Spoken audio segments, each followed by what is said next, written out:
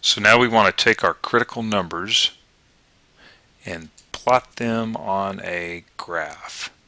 So let's do that. I'm going to have to scroll down the screen. So I'm going to attempt to draw a straight line here, straight horizontal line. So we end up putting, I'm going to put -2 here. Just kind of arbitrarily pick a spot, and then I'm going to put 1 here. Now we're going to choose a place to put our critical numbers, and let's say 0. 0 is always a good one. -3, and let's say 2 over here. Okay, so we take our critical numbers and we plug them in, remember, to our derivative. Now here's always a nice thing to do. I'd plug them into the stuff that's factored. So this is our derivative here, and use the one that's factored because it's always nice. So remember, all we're concerned about if it's negative or positive. So I'm taking the derivative and I'm plugging -3 into it. So come up here. Okay, I'm going to use this one here.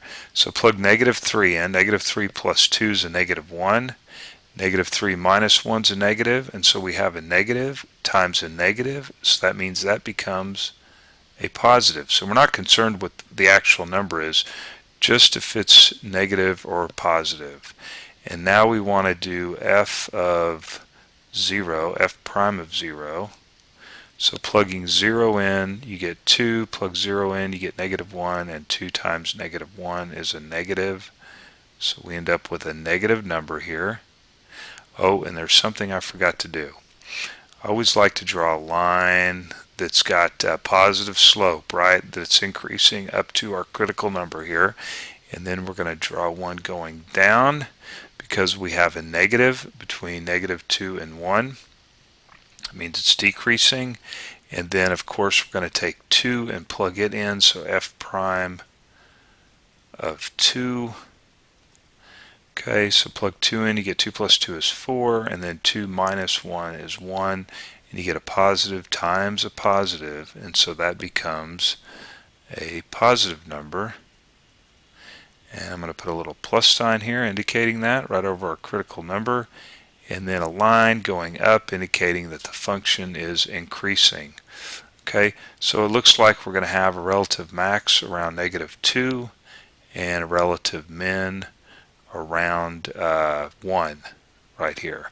And so to find those points on the graph, you just plug -2 into the function, plug 1 into our original function to get the actual y values. So I'm going to go ahead and do that. So it looks like we're going to have a maximum, okay, at -2 comma f of -2.